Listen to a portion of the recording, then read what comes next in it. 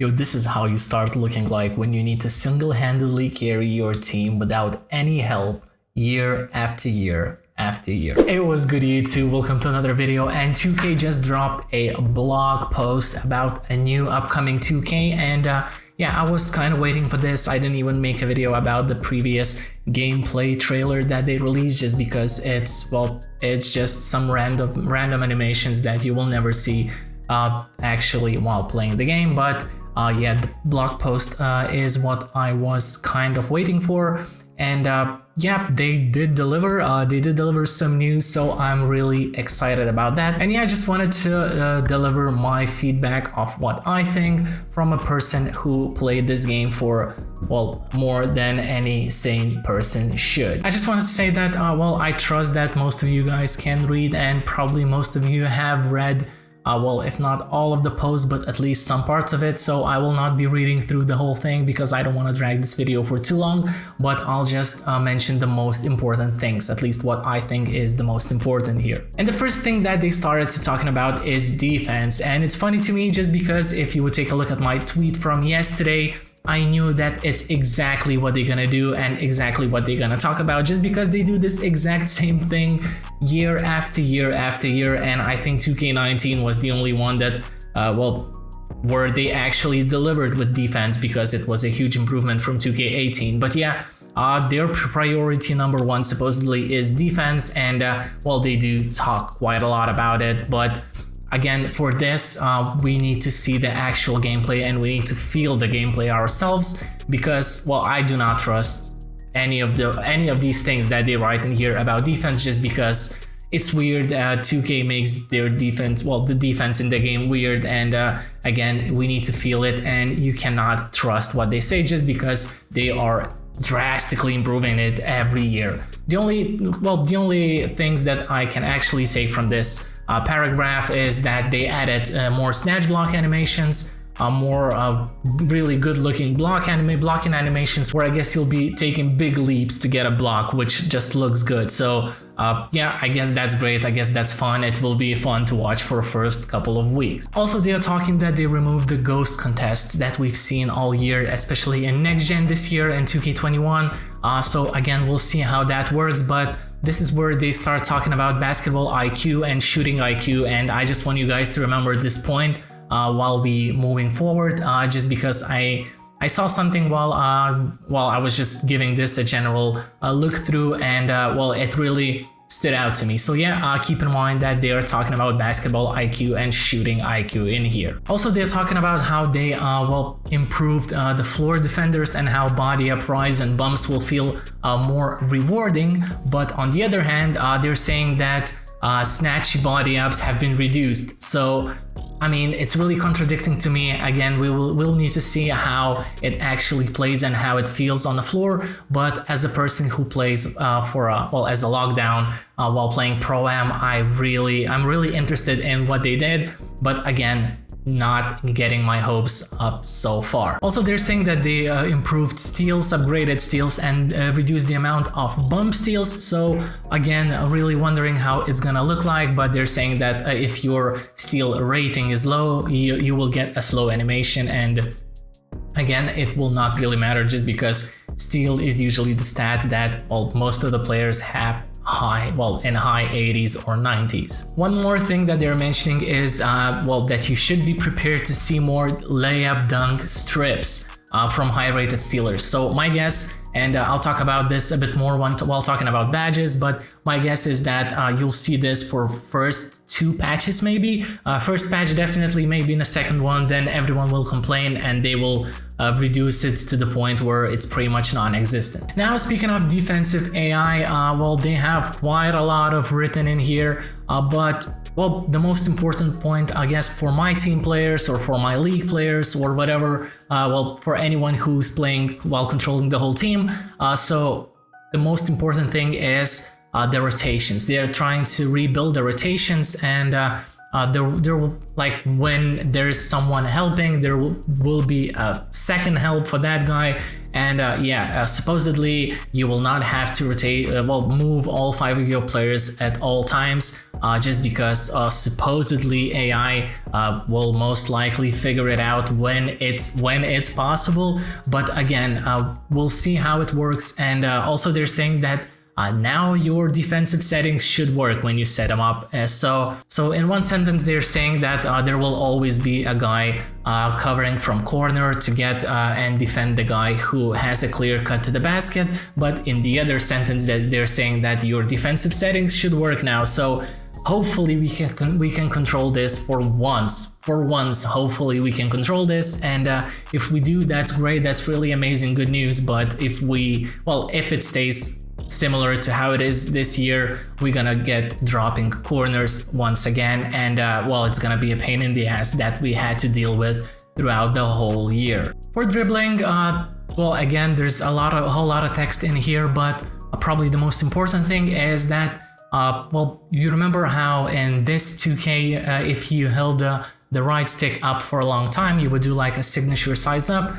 Supposedly now you'll be able to do lots of them with pretty much just one big preset of dribble moves that you have, and you will have to combo them yourself. So you'll be able to create lots of size ups manually, and that should introduce a whole new worlds to the dribble heads. But I'm sure that most of the dribble heads, all they care about is can they speed boost or not. I'm fast as fuck, boy. Still fast as fuck, boy. And probably they will be able to, probably someone like Stizo will come up with some speed boost in the first week, and everyone will start abusing that really quick. But yeah, most likely that's how it's gonna end up. This is my guess, just because it's how it is every single year, and nobody really cares about all the size ups as long as they can do that one dribble that gives him a speed boost. Also, they're saying that they increased the speed in how you dribble, and in this case, the only thing that matters to me is that yes, it's fine that they're increasing the speed of dribble, just as long as they are increasing the speed of a defender as well, so you can control both of them at the same speed, because this is what really matters, and this is the only way to make on-ball defense possible. Not to make it like 2K, I think it was 16 or 17, where you could like dribble out of your mind, and a defender could do like literally nothing, just stand still there while you're spamming everything, and you're not losing stamina. But yeah, okay, not about that.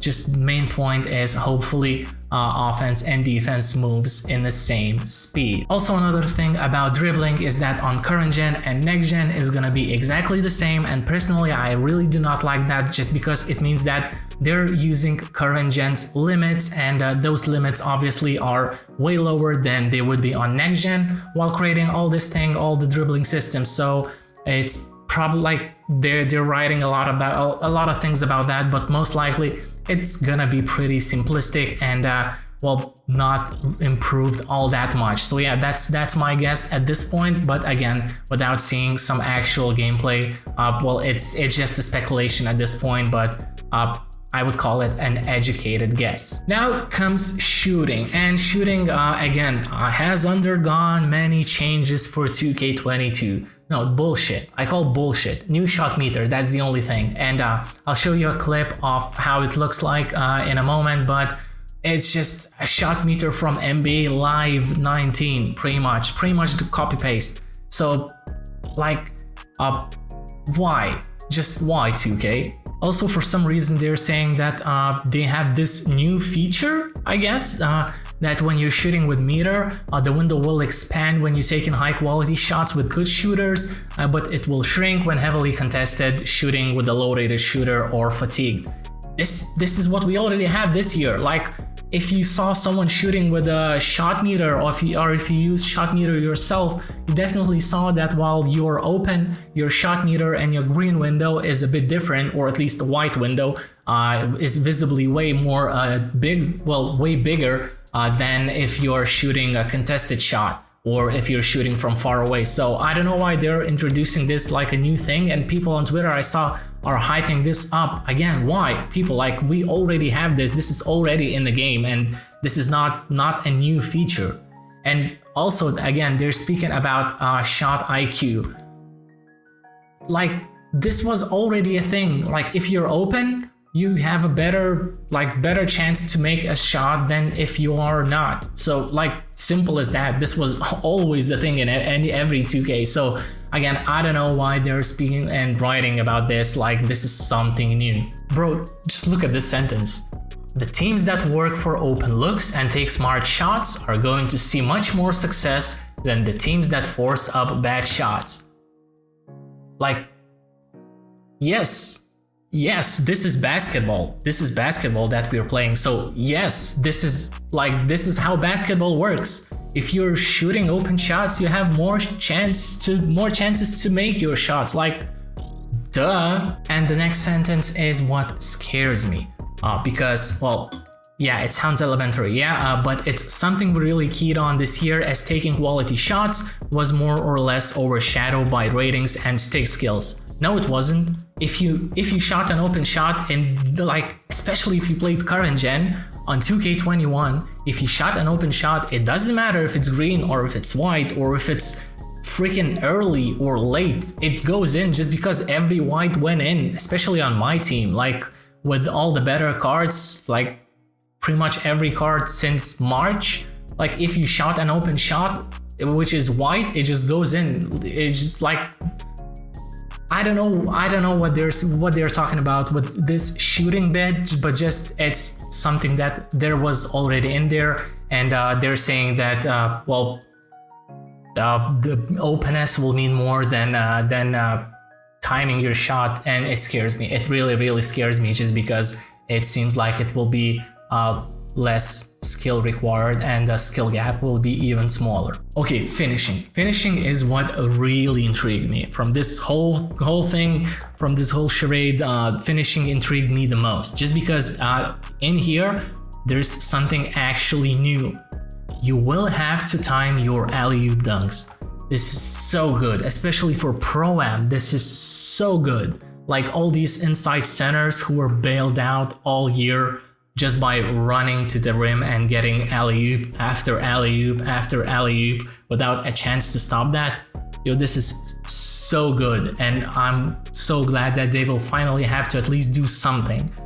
While the whole contest thing might still be the exact, well, the issues with that might still be the same, but at least they will have to do something and try at least a little bit to get those dunks off. So I'm really glad about that. And also what caught my eye was what they wrote about more aggressive dunks. So basically you'll have a different kind of dunk, I guess, that you will have to time as well. So trying to go for posters, trying to go for really flashy, good looking dunks from more far away or over a defender, most likely you'll have to time those as well. So this is really nice. This just introduces a new kind of skill gap into a game, and more of a high risk, high reward kind of thing, I guess. So we'll see how it works out. It could be completely broken and it could completely mess the whole thing up and make rim runners just impossibly OP.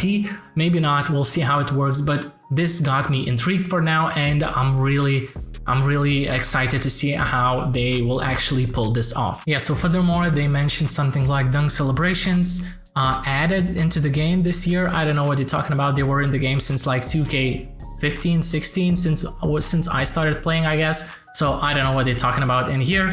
But the one last thing is the all new dunk style creator. And if this is what I think this is really great.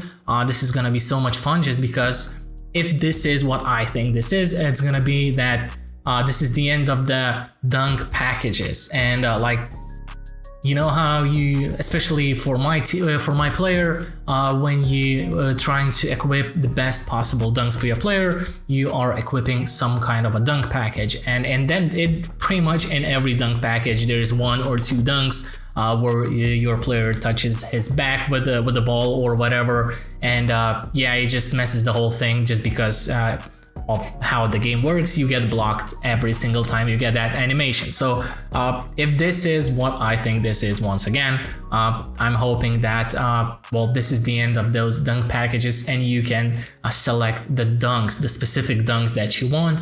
This is really great. Again, really excited about this, as long as well, this is what we're thinking that this is. So yeah, really great news about that. And this whole finishing thing was again, as I mentioned before, what really got me excited regarding this whole thing. Builds, badges, and takeover. Here they brush off a bit on about how the my player creator is gonna look like, and it's gonna be improved.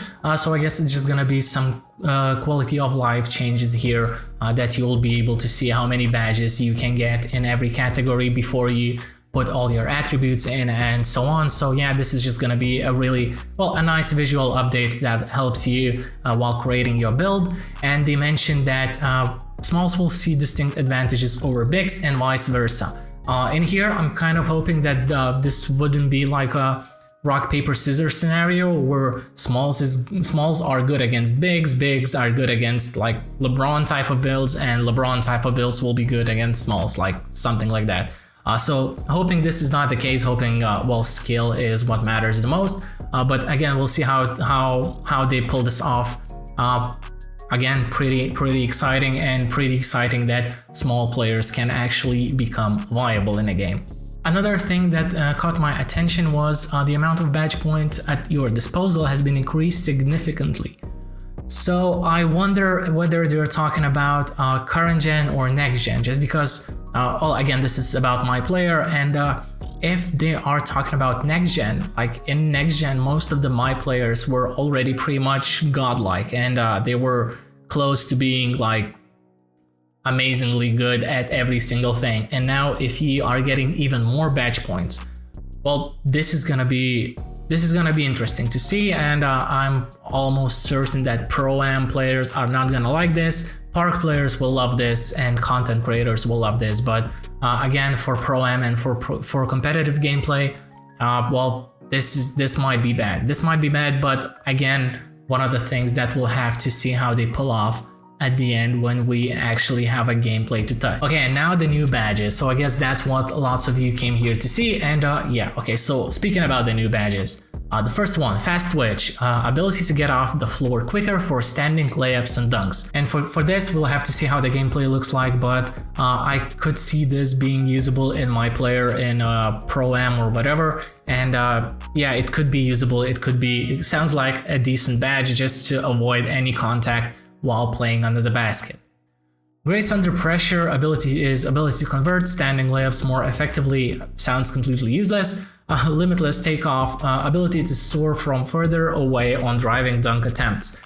This is gonna be interesting for slashers, for park, for just making crazy dunks and enjoying, well, having fun while playing the game. So yeah, this is just gonna be a super fun badge, and it could be OP, could be really OP if, well, depends on how they make this whole thing work. But yeah, we'll see how it is.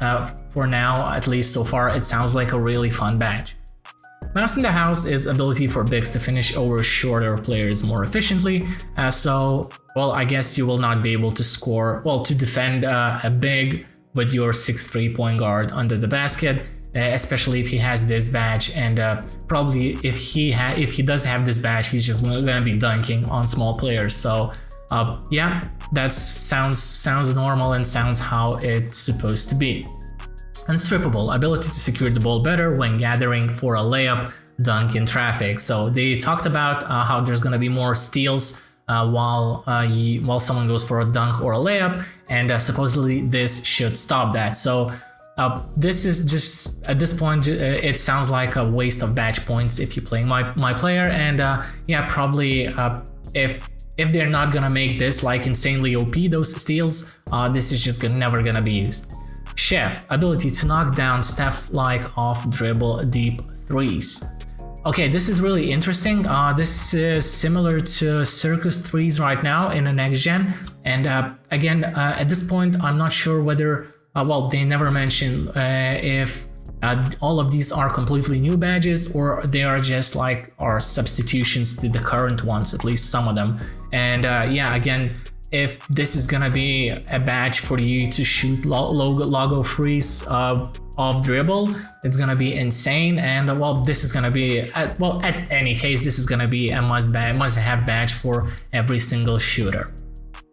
Lucky 7 boosts your ability to score when shooting early in the clock, so this is probably a really good badge for park players, just because possessions are way shorter there. Mismatch Expert, ability to successfully shoot over taller defenders on a switch. And if you watched the whole video and if you heard me talking about shot IQ, well, them talking actually about shot IQ. This is why I said remember that part, just because it just contradicts itself. It doesn't make any sense. Nobody, like, if you're on a mismatch, it's either you're taking a step back and shooting open, or you're driving just because well, in both situations, your mismatch is too slow for you, and you're trying to get open by being faster than that guy is. And this badge just doesn't make sense. Like, we're trying to create a game that rewards good shot IQ. We are also giving you a badge to take a bad shot against a mismatch who is like 1 foot taller than you are. It doesn't make any sense. Like, when they add something like this, it seems like they have no idea what basketball actually is. But on the other hand, it sounds similarly like Deadeye, which was in a game for a long time. And if this just is an upgrade or an improved, upgraded Deadeye badge, it is what it is. It was already in a game for a long time. Glue Hand's ability to make difficult catches and quicker branch out to a shot or dribble. This is probably going to be one of the most have badges, especially for everyone who's not a point guard or a center. And most likely it's going to be a really necessary badge. Really necessary badge, just like Quick Draw was, pretty much at that same level. Because most likely if you do not have this one, your load up when you get a ball is going to be like, take the ball, you look at it, you smell it, you give your friend to smell it, you both enjoy the company of it, and only at that point you're ready to shoot the ball without it. And yeah, most likely you'll need that on Hall of Fame to be, well, somewhat fast at releasing the ball. Hyperdrive boosts the speed and effectiveness of moving dribble moves? What's that?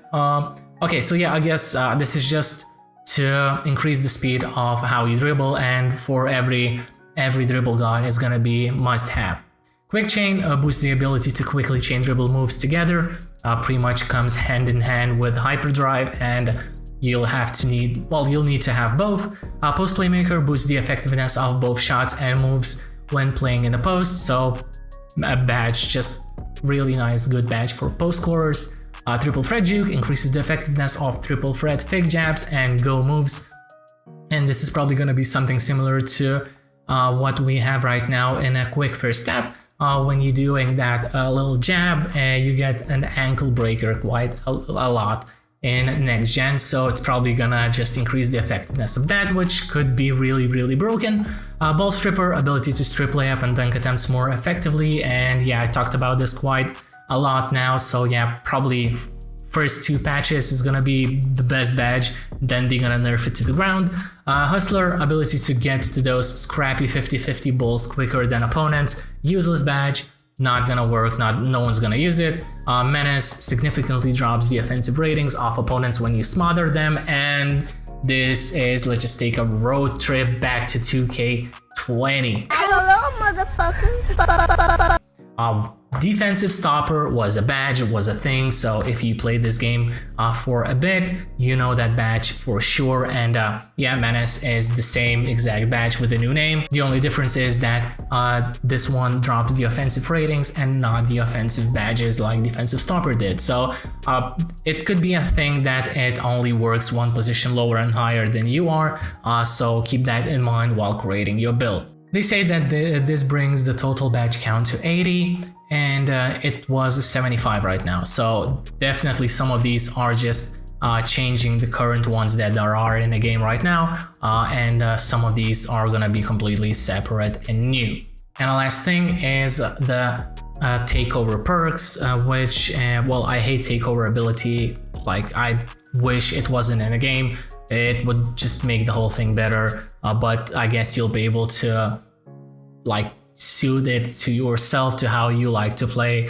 And it's probably gonna be something similar to a takeover system we have on a next gen right now, where like even though it's lockdowns takeover, you still have a couple of choices on what you want to do with that. So yeah, that's it for 2K22 news. This came out as a bit of a longer video than I anticipated it's gonna be, and for those who stay till the very end, it's gonna be a special surprise in case you've missed it. There is a new video of the actual gameplay, like not something not some bullshit that they showed on a 2K22 gameplay trailer, but an actual gameplay video, and let's take a look at it. Kudos to 2K Intel for hooking us up with that. And it's just 7 seconds, and on the first site we see a completely new scoreboard. Well, that's something new at least, so that's nice. And we see Luka do some really slow dribble, and as I mentioned before, there's that new and really never seen shot meter. Where is it? Yeah, that's the shot meter from NBA Live 19, one of the worst NBA games in the history of NBA games. So yeah, they did that. They took something from that game. 2K is officially reaching an all-time low. I cannot wait to turn off that shot meter. But anyway, this is it from me today, guys. I hope you enjoyed, and I hope you stayed till the end. If you did, let me know in the comments down below. Let me know if you're excited, if you're hyped for this new 2K, and let me know if you already pre-ordered it. But for now, thanks everyone for watching. Subscribe if you're new, like the video if you enjoyed this, and I'm out. Peace.